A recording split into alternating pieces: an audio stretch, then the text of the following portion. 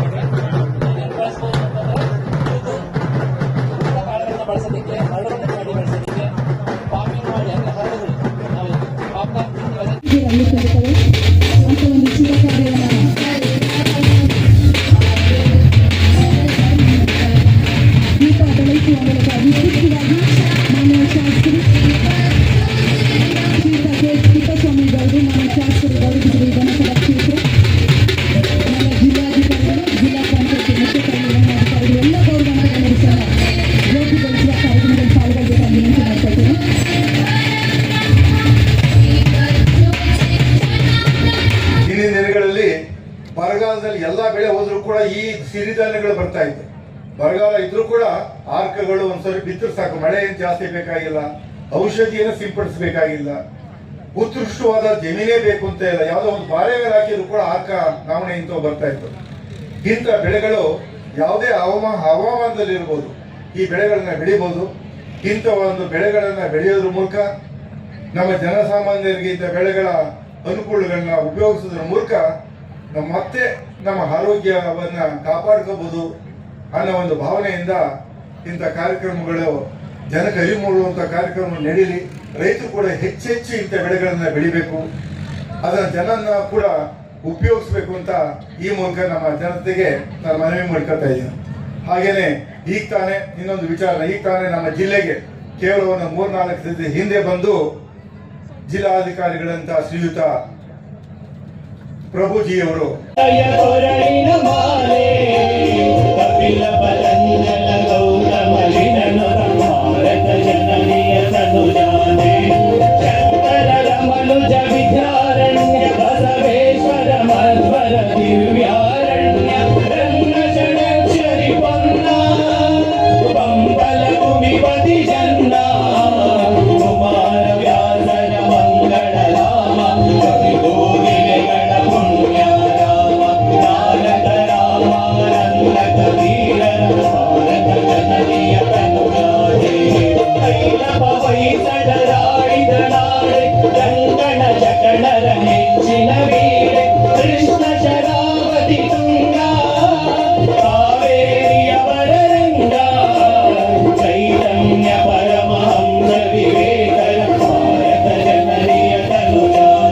ಕೇಂದ್ರ ಸರ್ಕಾರ ಬರ್ತಿದ್ದ ಹಣವನ್ನ ಜನಪರವಾದ ಕೆಲಸ ಮಾಡಿಸೋದ್ರ ಮೂಲಕ ರೈತಾಪಿ ಜನಕ್ಕಿರ್ಬೋದು, ಪ್ರತಿಯೊಬ್ಬರಿಗೂ ನಾಗರಿಕರಿಗೆ ಏನ್ ಸೌಲಭ್ಯ ಕೊಡಬೇಕು ಅದನ್ನ ಶಕ್ತಿ ಮೀರಿ ಕೊಟ್ಟಂತ ಅಧಿಕಾರಿ ನಮ್ಗೆಲ್ಲ ಅಂತ ಅಧಿಕಾರಿ ನಮ್ಮ ಜಿಲ್ಲೆಗೆ ಬಂದಿದ್ದು ನಿಜಕ್ಕೂ ನಮ್ಮ ಅದೃಷ್ಟ ಅಂತ, ನನ್ನ ಜಿಲ್ಲೆ ಅದೃಷ್ಟ ಅಂತ ನನ್ನ ಭಾವನೆ. ನಾವು ರಾಜಕಾರಣಿಗಳು ಎಷ್ಟೇ ಇರ್ಬೋದು, ಏನೇ ಮಾತಾಡ್ಬೋದು, ಶಾಸಕರಿರ್ಬೋದು, ಮಂತ್ರಿ ಇರ್ಬೋದು, ಇವತ್ತು ಏನಾದ್ರೂ ಒಂದು ಜಿಲ್ಲೆಗೆ ನಿಜಕ್ಕೂ ಒಂದು ಒಳ್ಳೆ ಕೆಲಸ ಮಾಡಬೇಕು ಅಂತಂದ್ರೆ ಅಧಿಕಾರಿಗಳು ಸರ್ಕಾರಿ ಸೌಲಭ್ಯಗಳನ್ನ, ಸರ್ಕಾರ ಕೊಡ್ತಕ್ಕಂಥ ಸೌಲಭ್ಯಗಳನ್ನ ಜನಕ್ಕೆ ಮುಟ್ಟಿಸ್ಬೇಕಾದ್ರೆ ಅಧಿಕಾರಿಗಳು. ಅದಕ್ಕೆ ಬಾಸ್ ಯಾರಪ್ಪ ಅಂದ್ರೆ ಜಿಲ್ಲೆಯಲ್ಲಿ ಜಿಲ್ಲಾಧಿಕಾರಿಗಳು. ಅವ್ರು ಮನಸ್ಸು ಮಾಡಿದ್ರೆ ಏನ್ ಬೇಕಾದ್ರೂ ಅದನ್ನ ವ್ಯವಸ್ಥಿತವಾಗಿ ತರಬಹುದು. ಅಂತ ಒಬ್ಬರು ಜಿಲ್ಲಾಧಿಕಾರಿ ನಮ್ಮ ಜಿಲ್ಲೆಗೆ ಬಂದ್ರಲ್ಲ ಅಂದ್ಬಿಟ್ಟು ತುಂಬಾ ಖುಷಿ ಆಯ್ತು. ಅವ್ರು ಬಂದಿದ್ದಾರೆ, ಖಂಡಿತವಾಗೂ ಇನ್ಮೇಲೆ ಆಡಳಿತಕ್ಕೆ ಚುರುಕು ಕೊಡ್ತದೆ. ಸರ್ಕಾರದ ಕಾರ್ಯಕ್ರಮಗಳಿರ್ಬೋದು, ಜನಕ್ಕೆ ಊದಲಲ್ಲಿ ನೋಡಿ, ನೀವು 100 ಗ್ರಾಂ ತಿಂದ್ರೆ 15 ಗ್ರಾಂನಷ್ಟು ನಾರಿನಾಂಶ ಇದೆ. ಬಿಳಿ 14.7 ಅಂತ ಕಾಣ್ತಾ ಇದೆ ಅಲ್ಲಿ ಊದಲು. ಮತ್ತೆ ಆರ್ಕಾದಲ್ಲಿ 9 ನಾರಿನಾಂಶ. ಅದೇ ನೀವು ರಾಗಿಯಲ್ಲಿ ನೋಡಿ 3.6 ಇದೆ, ಅಕ್ಕಿಯಲ್ಲಿ ನೋಡಿ 0.2. ಸೊ ಇದು ಒಂದು ಚಾರ್ಟ್ ಇಟ್ಕೊಂಡ್ರೆ ಸಾಕು, ನಾವು ಯಾವ ಆಹಾರವನ್ನ ಸೇರಿಸಬೇಕು ಅನ್ನೋ ಒಂದು ನಾವು ಜ್ಞಾನವನ್ನ ಪಡ್ಕೊಳ್ಳೋದಕ್ಕೆ. ಯಾಕೆಂದ್ರೆ ಇವತ್ತು ನಾವು ಎಲ್ಲರೂ ಹೊಲದಲ್ಲಿ ಕಷ್ಟಪಟ್ಟು ದುಡಿತಾ ಇರ್ತೀವಿ. ನೀವೆಲ್ಲೇ ವಾಸಿಸ್ತಾ ಇರಿ, ನಿಮಗೆ ಶಾಶ್ವತವಾದಂತ ಆ ಮನೆ ಜಾಗದ ಅಸ್ತಿತ್ವ ಕೊಡುವಂತ ಒಂದು ಹಕ್ಕುಪತ್ರ ಕಂದಾಯ ಗ್ರಾಮಗಳನ್ನು ರಚಿಸಿ ಸಮುದಾಯ ಗ್ರಾಮಗಳನ್ನು ರಚಿಸಿ, ಅದು ಖಾಸಗಿ ಜಾಗ ನೀವು ಒತ್ತುವರಿ ಮಾಡಿ ಕಟ್ಟಿದ್ರಿ, ಸರ್ಕಾರಿ ಜಾಗದಲ್ಲಿ ಕಟ್ಟಿದ್ರಿ, ನೀವು ಎಲ್ಲೇ ಕಟ್ಟಿದ್ರು ಆ ರೈತನಿಗೆ, ಆ ಬಡವನಿಗೆ, ಅವ್ರಿಗೆ ಶಾಶ್ವತ ಸೂರು ಹಾಗೂ ಅವ್ರಿಗೆ ಶಕ್ತಿಯನ್ನು ಕೊಡುವಂತ ಕೆಲಸ ಅದು ಕೂಡ ಜಿಲ್ಲೆಯಲ್ಲಿ ಈಗಾಗಲೇ ಸುಮಾರು 500 ಗ್ರಾಮಗಳನ್ನು ಗುರುತಿಸಿದ್ದೇವೆ.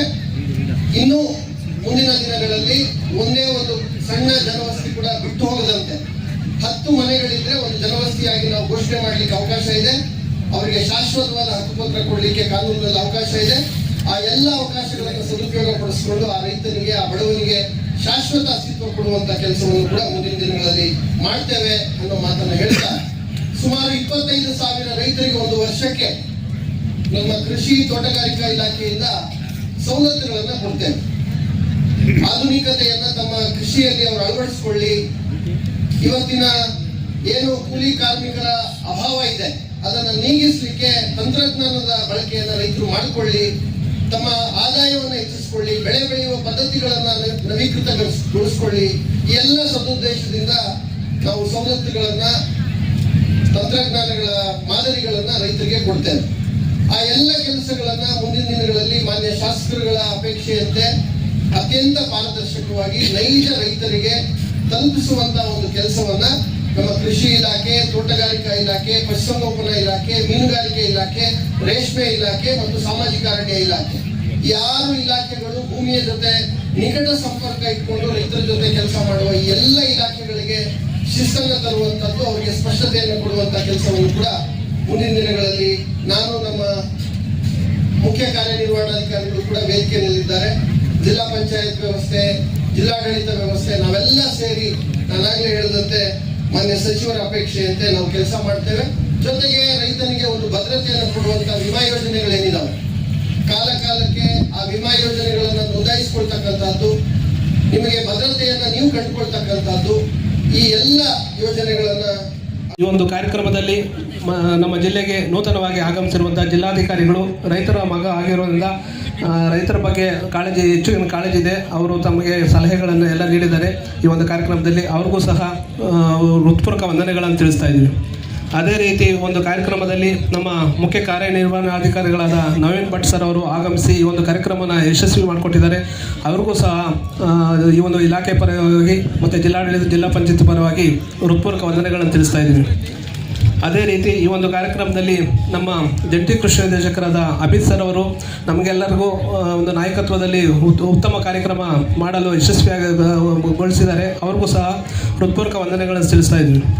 ಅದೇ ರೀತಿ ಒಂದು ಕಾರ್ಯಕ್ರಮದಲ್ಲಿ ನಮ್ಮ ಜಿಲ್ಲಾಧ್ಯಕ್ಷರಾದ, ಜಿಲ್ಲಾ ಕೃಷಿಕ ಸಮಾಜದ ಅಧ್ಯಕ್ಷರಾದ MR ಶಿವಣ್ಣ ಸರ್ ಅವರು ಆಗಮಿಸಿ ಈ ಒಂದು ಹಲವು ಹಿತನುಡಿಗಳನ್ನು ನೀಡಿದ್ದಾರೆ. ಅವ್ರಿಗೂ ಸಹ ಹೃತ್ಪೂರ್ವಕ ವಂದನೆಗಳನ್ನು ತಿಳಿಸ್ತಾ ಇದ್ದೀವಿ. ಅದೇ ರೀತಿ ಈ ಒಂದು ಕಾರ್ಯಕ್ರಮದಲ್ಲಿ ನಮ್ಮ ಗೌರಿಬಿದನೂರು ತಾಲೂಕು ಕೃಷಿಕ ಸಮಾಜದ ಅಧ್ಯಕ್ಷರಾದ ಪ್ರಭಾಕರ್ ರೆಡ್ಡಿ ಸರ್ ಅವರು ಆಗಮಿಸಿ ಯಶಸ್ವಿ ಮಾಡಿಕೊಟ್ಟಿದ್ದಾರೆ. ಅವ್ರಿಗೂ ಸಹ ವಂದನೆಗಳನ್ನು ತಿಳಿಸ್ತಾ ಇದ್ದೀವಿ. ಅದೇ ರೀತಿ ಒಂದು ಮಂಚನಹಳ್ಳಿ ತಾಲೂಕು ಕೃಷಿಕ ಸಮಾಜದ ಅಧ್ಯಕ್ಷರಾದ HC ನಾರಾಯಣಗೌಡ ಸರ್ ಅವರು ಆಗಮಿಸಿ ಒಂದು ಕಾರ್ಯಕ್ರಮ ಯಶಸ್ವಿ ಮಾಡಿಕೊಟ್ಟಿದ್ದಾರೆ. ಅವ್ರಿಗೂ ಸಹ ಹೃತ್ಪೂರ್ವಕ ವಂದನೆಗಳನ್ನು ತಿಳಿಸ್ತಾ ಇದ್ದೀವಿ.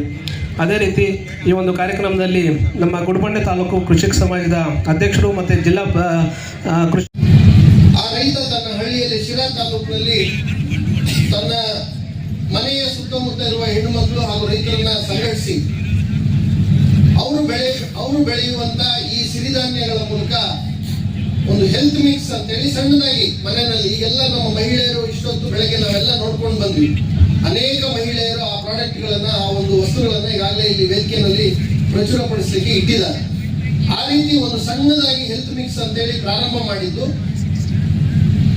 ಕಳೆದ 3 ವರ್ಷದ ಹಿಂದೆ ನೆಸ್ಲೆ ಕಂಪನಿಯವರು 60 ಕೋಟಿ ರೂಪಾಯಿ ಮೌಲ್ಯಕ್ಕೆ ಆ ಒಂದು ಜಿನಿ ಕಂಪನಿಯನ್ನ ಕೊಂಡುಕೊಳ್ಳಲಿಕ್ಕೆ ಪ್ರಸ್ತಾವನೆಯನ್ನ ಕೊಟ್ಟಿದ್ದಾರೆ. ಒಬ್ಬ ಸಣ್ಣ ರೈತ ಏಕ ವ್ಯಕ್ತಿಯಾಗಿ ಒಂದು ಸಣ್ಣ ಸಮೂಹವನ್ನು ಸೃಷ್ಟಿ ಮಾಡಿದಂತ ಒಂದು ಸಾಧನೆ ಅಷ್ಟು ದೊಡ್ಡ ಮಟ್ಟಕ್ಕೆ ಬೆಳೆದಿದೆ. ಇವತ್ತು ಬಹುಶಃ ಅದರ ಮೌಲ್ಯ ಒಂದು 100 ಕೋಟಿ ಇರಬಹುದು.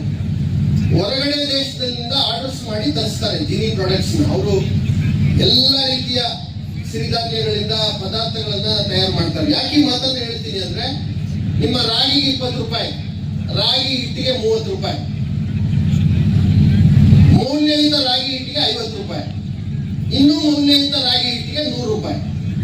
ಇಲ್ಲಿ ತಂದಿರುವಂತ ಹೆಲ್ತ್ ಮಿಕ್ಸ್ ರಾಗಿ ಹಿಟ್ಟಿಗೆ 350 ರೂಪಾಯಿ. ಅದೇ ರಾಗಿ, ಅದೇ ಹಿಟ್ಟು, ಸ್ವಲ್ಪ ತಂತ್ರಜ್ಞಾನ ಅಂದ್ರೆ ಅದಕ್ಕೆ ಮಿಶ್ರಣ ಮಾಡುವಂತ ಬೇರೆ ಬೇಳೆಗಳು, ವಿವಿಧ ಪೌಷ್ಟಿಕಾಂಶ ಇರುವಂತ ಇತರೆ ಧಾನ್ಯಗಳನ್ನ ಮಿಕ್ಸ್ ಮಾಡಿ ಅವ್ರು ಮಾಡುವಂತ ಒಂದು ವಸ್ತು.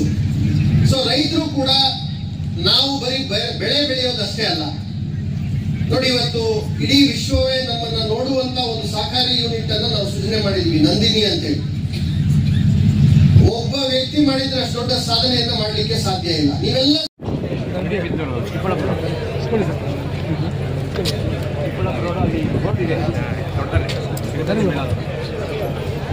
ಇಲ್ಲಿ ವೇದಿಕೆ ಎಡಭಾಗದಲ್ಲಿ ನಮ್ಮೆಲ್ಲ ರೈತ ಬಾಂಧವರು ಬಿಸಿಲಿನಲ್ಲಿ ನಿಂತಿದ್ದೀರಾ. ದಯವಿಟ್ಟು ವೇದಿಕೆ ಮುಂಭಾಗದಲ್ಲಿ ಕುರ್ಚಿಗಳನ್ನ ಹಾಕಲಾಗಿದೆ. ದಯವಿಟ್ಟು ತಾವೆಲ್ಲ ವೇದಿಕೆ ಮುಂಭಾಗದಲ್ಲಿ ಕುಳಿತುಕೊಳ್ಬೇಕಾಗಿ ವಿನಮ್ರವಾಗಿ ವಿನಂತಿ ಮಾಡ್ಕೊಳ್ತೇನೆ.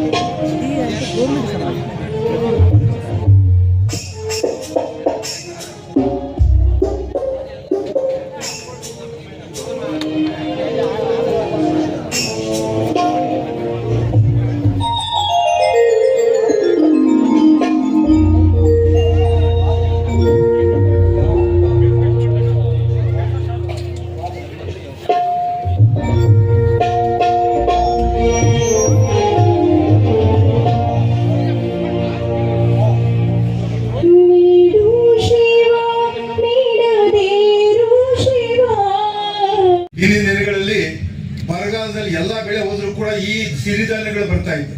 ಬರಗಾಲ ಇದ್ರೂ ಕೂಡ ಆರ್ಕಗಳು ಒಂದ್ಸರಿ ಬಿತ್ತರು ಸಾಕು, ಮಳೆ ಏನು ಜಾಸ್ತಿ ಬೇಕಾಗಿಲ್ಲ, ಔಷಧಿಯನ್ನು ಸಿಂಪಡಿಸಬೇಕಾಗಿಲ್ಲ, ಉತ್ಕೃಷ್ಟವಾದ ಜಮೀನೇ ಬೇಕು ಅಂತ ಇಲ್ಲ. ಯಾವುದೋ ಒಂದು ಬಾರೆ ಮೇಲೆ ಹಾಕಿದ್ರು ಕೂಡ ಆರ್ಕ ನವಣೆ ಇಂಥ ಬರ್ತಾ ಇತ್ತು. ಇಂಥ ಬೆಳೆಗಳು ಯಾವುದೇ ಹವಾಮಾನದಲ್ಲಿ ಇರ್ಬೋದು, ಈ ಬೆಳೆಗಳನ್ನ ಬೆಳಿಬಹುದು. ಇಂಥ ಒಂದು ಬೆಳೆಗಳನ್ನ ಬೆಳೆಯೋದ್ರ ಮೂಲಕ ನಮ್ಮ ಜನಸಾಮಾನ್ಯರಿಗೆ ಇಂಥ ಬೆಳೆಗಳ ಅನುಕೂಲಗಳನ್ನ ಉಪಯೋಗಿಸೋದ್ರ ಮೂಲಕ ಮತ್ತೆ ನಮ್ಮ ಆರೋಗ್ಯವನ್ನ ಕಾಪಾಡ್ಕೋಬಹುದು ಅನ್ನೋ ಒಂದು ಭಾವನೆಯಿಂದ ಇಂಥ ಕಾರ್ಯಕ್ರಮಗಳು ಜನಕ್ಕೆ ಅರಿವು ಮೂಡುವಂಥ ಕಾರ್ಯಕ್ರಮ ನಡೀಲಿ. ರೈತರು ಕೂಡ ಹೆಚ್ಚೆಚ್ಚು ಇಂಥ ಬೆಳೆಗಳನ್ನ ಬೆಳಿಬೇಕು, ಅದನ್ನ ಜನನ್ನ ಕೂಡ ಉಪಯೋಗಿಸ್ಬೇಕು ಅಂತ ಈ ಮೂಲಕ ನಮ್ಮ ಜನತೆಗೆ ನಾನು ಮನವಿ ಮಾಡ್ಕೊತಾ ಇದ್ದೀನಿ.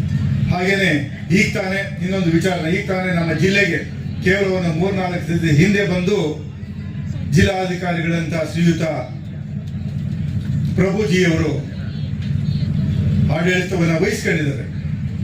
ಅವರು ಇಲ್ಲಿ ಬರ್ತಾರೆ ಅಂತ ತಿಳಿದ ತಕ್ಷಣ ನಮ್ಗಾದಂತ ಸಂತೋಷ ಅಷ್ಟಿಷ್ಟಲ್ಲ. ಯಾಕೆಂದ್ರೆ ಅವರ ಕಾರ್ಯವೈಖರಿ ಏನು ಅಂತ ನನಗೆ ಗೊತ್ತು.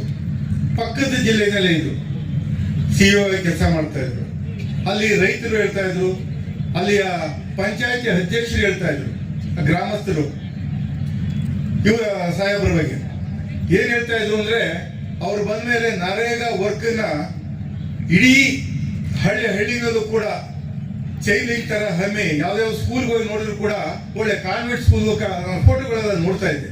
ಒಳ್ಳೆ ಕಾನ್ವೆಂಟ್ ಸ್ಕೂಲ್ ಕಣ್ಣ ಕಾಣ್ತಾ ಇದ್ವು. ಅಲ್ಲಿ ಆಟದ ಮೈದಾನ ಇರ್ಬೋದು, ಕಾಂಪೌಂಡ್ಗಳು ಇರ್ಬೋದು, ಆ ಮಕ್ಕಳಿಗೆ ಬೇಕಾದಂತ ಎಲ್ಲ ಸೌಲಭ್ಯಗಳನ್ನ ಆ ಸ್ಕೂಲ್ನಲ್ಲಿ ಮಾದರಿ ಸ್ಕೂಲ್ನ ಕಾಣ್ತಾ ಇರಬಹುದು. ಅದೇ ರೀತಿ ಅದನ್ನೇ ಅಲ್ಲ, ಚರಂಡಿ ವ್ಯವಸ್ಥೆ ಇರ್ಬೋದು, ಅತಿ ಹೆಚ್ಚಿನ ಸರ್ಕಾರದ ಹಣವನ್ನ, ಕೇಂದ್ರ ಸರ್ಕಾರ ಬರ್ತಿದ್ದ ಹಣವನ್ನ ಜನಪರವಾದ ಕೆಲಸ ಮಾಡಿಸೋದ್ರ ಮೂಲಕ ರೈತಾಪಿ ಜನಕ್ಕಿರ್ಬೋದು, ಪ್ರತಿಯೊಬ್ಬರಿಗೂ ನಾಗರಿಕರಿಗೆ ಏನ್ ಸೌಲಭ್ಯ ಕೊಡಬೇಕು ಅದನ್ನ ಶಕ್ತಿ ಮೀರಿ ಕೊಟ್ಟಂತ ಅಧಿಕಾರಿ ನಮ್ಗೆಲ್ಲ ಇನ್ಫಾರ್ಮೇಶನ್ ಅಂತ ಅಧಿಕಾರಿ ನಮ್ಮ ಜಿಲ್ಲೆಗೆ ಬಂದಿದ್ದು ನಿಜಕ್ಕೂ ನಮ್ಮ ಅದೃಷ್ಟ ಅಂತ, ನನ್ನ ಜಿಲ್ಲೆ ಅದೃಷ್ಟ ಅಂತ ನನ್ನ ಭಾವನೆ. ನಾವು ರಾಜಕಾರಣಿಗಳು ಎಷ್ಟೇ ಇರ್ಬೋದು, ಏನೇ ಮಾತಾಡ್ಬೋದು, ಶಾಸಕರಿರ್ಬೋದು, ಮಂತ್ರಿರ್ಬೋದು, ಇವತ್ತು ಏನಾದ್ರೂ ಒಂದು ಜಿಲ್ಲೆಗೆ ನಿಜಕ್ಕೂ ಒಂದು ಒಳ್ಳೆ ಕೆಲಸ ಮಾಡಬೇಕು ಅಂತಂದ್ರೆ ಅಧಿಕಾರಿಗಳು ಸರ್ಕಾರಿ ಸೌಲಭ್ಯಗಳನ್ನ, ಸರ್ಕಾರ ಕೊಡ್ತದ ಸೌಲಭ್ಯಗಳನ್ನ ಜನಕ್ಕೆ ಮುಟ್ಟಿಸ್ಬೇಕಾದ ಅಧಿಕಾರಿಗಳು. ಅದಕ್ಕೆ ಬಾಸ್ ಯಾರಪ್ಪ ಅಂದ್ರೆ ಜಿಲ್ಲೆಯಲ್ಲಿ ಜಿಲ್ಲಾಧಿಕಾರಿಗಳು. ಅವರು ಮನಸ್ಸು ಮಾಡಿದ್ರೆ ಏನ್ ಬೇಕಾದ್ರೂ ಅದನ್ನ ವ್ಯವಸ್ಥಿತವಾಗಿ ತರಬಹುದು. ಅಂತ ಒಬ್ಬರು ಜಿಲ್ಲಾಧಿಕಾರಿ ನಮ್ಮ ಜಿಲ್ಲೆಗೆ ಬಂದ್ರಲ್ಲ ಅಂದ್ಬಿಟ್ಟು ತುಂಬಾ ಖುಷಿ ಆಯ್ತು. ಅವ್ರು ಬಂದಿದ್ದಾರೆ. ಖಂಡಿತವಾಗಿಯೂ ಇನ್ಮೇಲೆ ಆಡಳಿತಕ್ಕೆ ಚುರುಕು ಕೊಡ್ತದೆ. ಸರ್ಕಾರದ ಕಾರ್ಯಕ್ರಮಗಳಿರ್ಬೋದು, ಜನಕ್ಕೆ ತಲುಪುವಂತ